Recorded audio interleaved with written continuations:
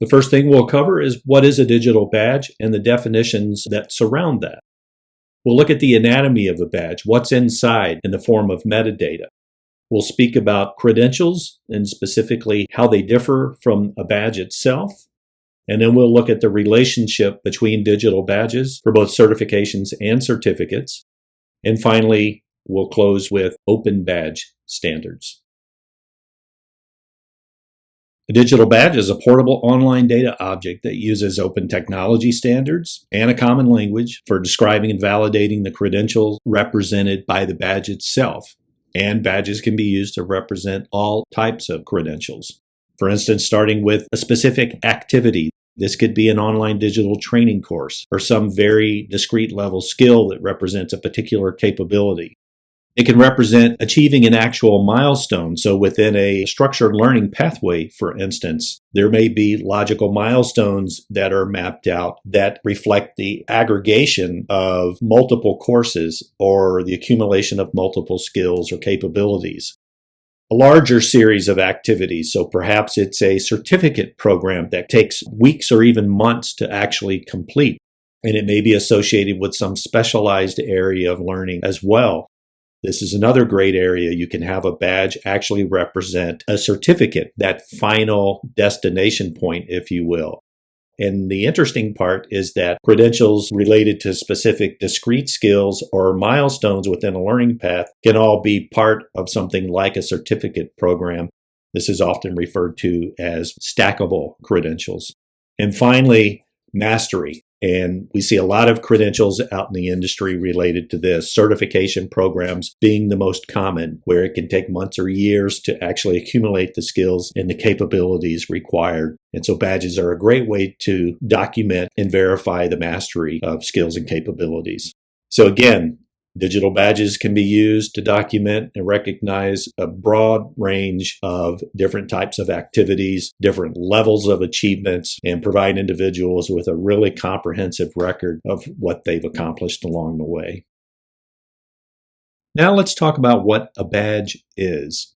First and foremost, a badge can represent any type of credential.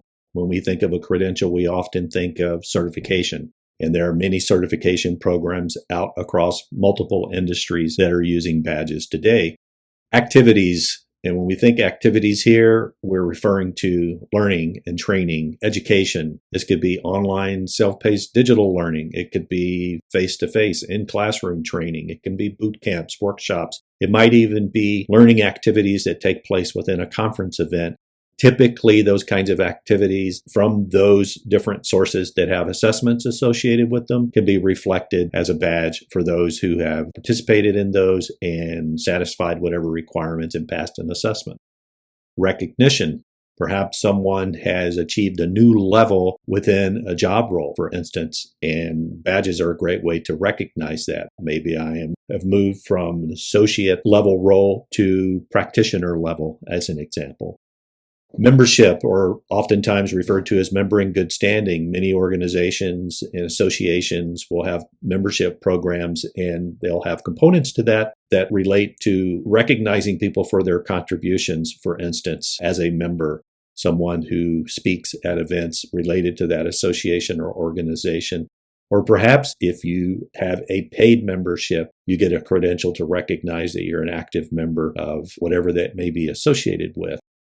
Capabilities, so specific competencies or specific skills, for instance, that someone may have mastered. It could be discrete level skills or even a collection of skills that come together as a family that could be represented as a badge. And then any kind of interest, and this is particularly interesting area here. Many consulting firms will oftentimes issue badges to individuals based on key interest areas. So if a consulting firm is providing technology solutions to their clients, maybe as a consultant with that organization, I happen to have a background in retail and e-commerce, as an example. That's relevant for any clients of that consulting organization that would be in the retail or e-commerce space. So that happens to be a side interest that I have or background, and that kind of information can also be captured and documented within a badge. So let's talk about what a badge isn't. So a badge itself is not an activity. And oftentimes you'll hear people talk or you'll see or read references that speak to a badge as some sort of level of credential. The common comparison that is seen is badges versus certifications. And it's an argument or a comparison that really doesn't even make sense. A badge is actually an expression of digital information. It's a container. And oftentimes you'll hear the expression, if you work in this space, that the badge isn't the thing, the badge represents the thing. So when you take that in mind, a badge can be used to represent almost anything you can think of. But obviously it's more commonly being used to recognize what you know, what you can do, and perhaps what you've mastered, and key contributions, things along those lines. So that distinction is very, very important. Taking things further, we can examine what's inside of a badge. It also helps to expand on what we've just discussed around what a badge is. So if we take that discussion further, we know, first of all, that it's a digital emblem. And that's that indicator that someone has actually acquired some skills, or they have skills, or they've achieved something. The next thing is it contains metadata. And this is probably the most important part when we talk about what a badge is. It's the information that lives inside the badge, which we'll get into here in just a moment. It also is a reflection of someone's progress along a learning journey or along the life cycle of improving their skills, increasing their skills, gaining new skills. The information contained within a badge also provides detailed insights that can tell us how the overall digital badging program is working. And finally, it's very easy to share across social media and LinkedIn, Twitter, things of that nature, and it's always tethered back to the issuer of the badge itself. And that is important because of validation and verification. So now let's take a look. Let's dive in and see what's inside. This is the most important part. The first thing that we'll find within a badge is information about the individual that has earned it. Obviously, it's of no use if we don't know who actually holds the credential. There's information about who has issued the badge, which is essential. The date that it was issued, which essentially is the date that this credential was earned. So having that indicator of when within a time span that someone has actually achieved this also helps in terms of indicating whether or not the credential is current. Outcomes. So what did the individual achieve? What are the outcomes from having achieved this credential? What are they able to do? What did they learn? What skills did they demonstrate? What sorts of specific skills did they demonstrate? And there's separate sections of metadata within all badges that actually contain that information. Also, what it takes to earn the badge. Very important to know. It's one thing to have a credential that says, I can do A, B, and C, and I have these skills, but we also need to know how that was accomplished, and that's where earning criteria comes in. Evidence. In many cases, you'll find evidence. This could be hyperlinks that point to actual work products that someone has produced. There's verification information. So any badge that has been created and issued, whoever is looking to consume that badge or view that badge, they're able to click on it and be taken to a resource where they have the ability to verify. And endorsement. If there is a third party or some governing body that has added their endorsement to this credential or to the issuer of the credential, that information can be wrapped up inside the badge as metadata. Expiration dates is another one. That's a common one that we'll see, particularly with certifications and high-stake kinds of credentials. And finally, any sort of recommended next steps that would be relevant for the individual that's earned this credential to take in terms of continuing their learning journey. We've already covered the definition of a badge, and we know that badges can represent credentials. So it's equally important that we cover the definition of a credential, which is a documented award by a responsible and authorized body that has determined that an individual has achieved specific learning outcomes or other noteworthy accomplishments relative to a given standard. Credential in this context is an umbrella term that covers degrees and diplomas that would be issued by colleges and universities. Licenses. Someone in the nursing profession would have to have a license to practice that profession. certificate programs. Many community colleges offer certificate programs that are shorter in duration that can help kickstart someone's efforts to start a career. And oftentimes, those learning programs are concluded with the issuance of a certificate. Certifications. Certification programs are oftentimes associated with individuals who have been in the workforce for a while and are learning advanced level skills or skills that reflect mastery of a given subject matter or topic or job role, and those serve as credentials. Discrete capabilities. This is one that we're seeing more commonly these days. Some job roles and some competencies have very specific skills associated with them, or a set of skills that are equally important to have validated on an individual basis. So those discrete capabilities or discrete skills can also qualify as a credential. Career milestones, also memberships. We've talked about member in good standing, so with associations and organizations. Any type of noteworthy contribution. This could be give back and pay forward kinds of programs. Perhaps an organization has a volunteer program and they want to be able to issue credentials to those who have contributed significantly in terms of volunteer efforts to help out community programs.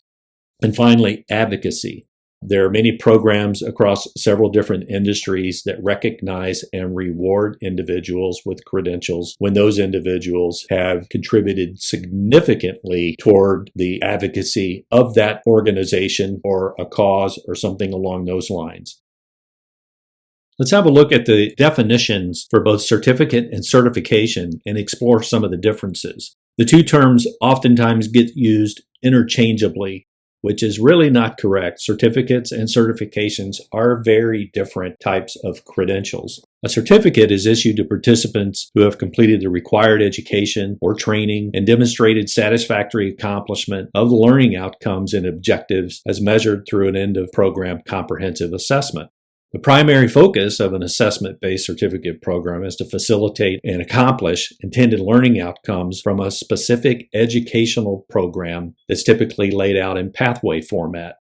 Although assessment is an integral part of the certificate program, the primary purpose of the program is to provide education and training in support of learning. Certificates are designed for both newcomers to a profession as well as seasoned professionals that may have an interest in reskilling in order to expand their access to new career opportunities. When we look at certifications are an assessment that's independent of any specific educational event or learning opportunity. Certification is also intended to measure or enhance continued competence through recertification or renewal types of requirements. Recertification can include, for instance, any combination of requirements including mandatory continuing education hours, reassessment, and even portfolio requirements.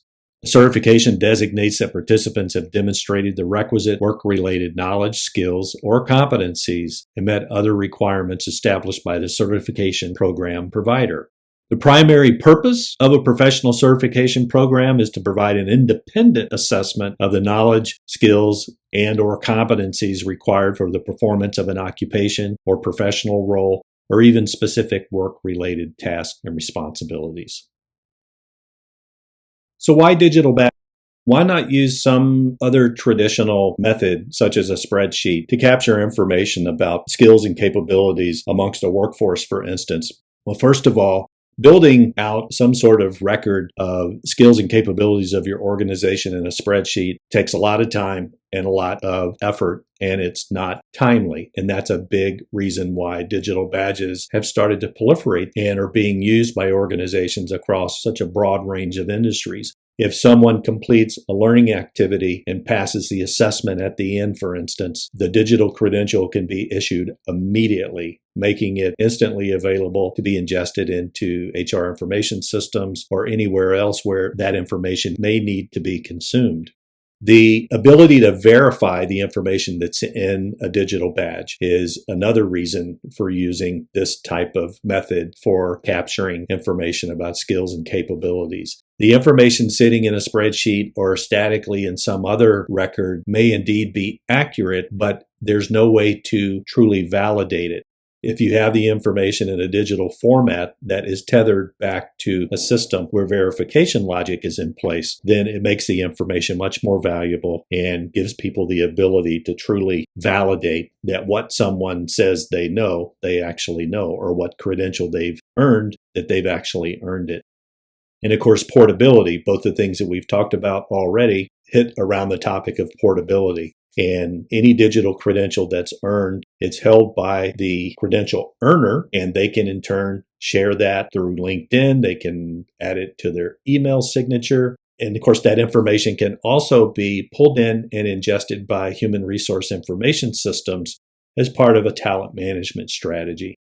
Discoverability. This is another key area.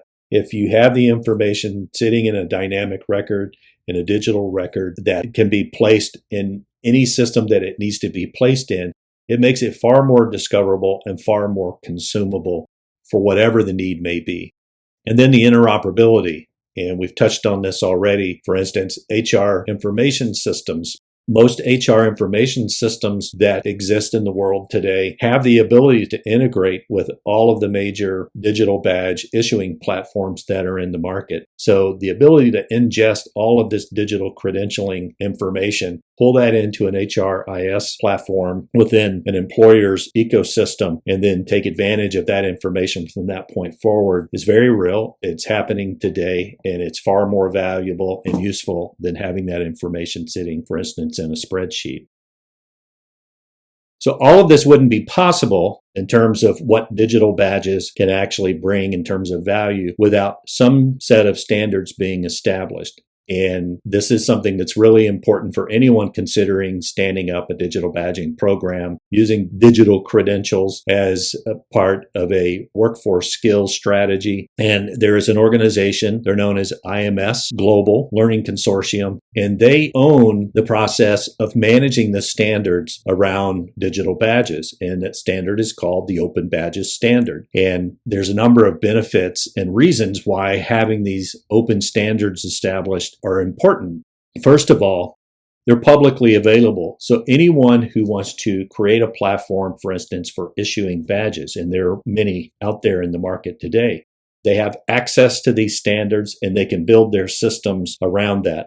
That ensures that from an implementation and deployment standpoint, if you're using a system that is IMS Global certified and compliant, that you're going to have consistency in how all of those badges are created and how all of that information is ingested into other systems within the organization. It also ensures that there's a healthy level of competition in the market. So no one entity actually dominates or owns the standards, because IMS Global is completely independent from any of the organizations that are actually building platforms that may be sold to actually issue badges with.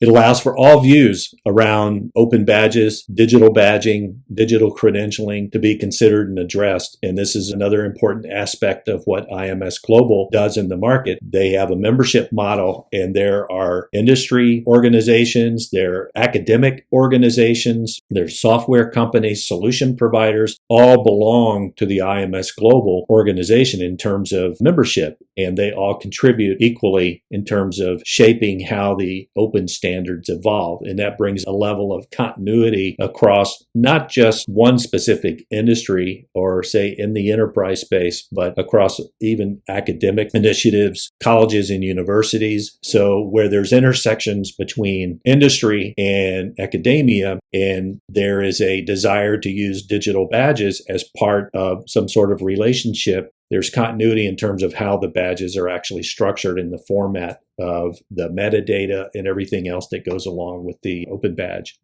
And of course, there's always advanced public notice around any proposed standards. So any updates to standards, and there have been several along the way, those get published long before they become official. So that widens the lens, so to speak. And those who are actually using digital badges as part of a workforce skills strategy are able to see what's coming and can even have the opportunity to chime in and provide comment. And of course, global interoperability. We've talked about that already in the context of industry and academia coming together to partner with learning programs, for instance. The ability to scale. That's another aspect of the open standards. The way they're designed and the way they're implemented allow organizations to scale to significant levels in terms of issuing digital badges. And finally, it means that there's voluntary adoption. So success is determined by the market, and this is really the healthiest way to ensure a vibrant and active ecosystem around the support of digital badging as a method for capturing what you know and what you can do. Are you looking to launch a digital badging program or improve an existing one? Look no further than Digital Badge Academy. Our highly popular online masterclass will help you gain the skills and insights necessary to achieve success. Enroll now and start learning today.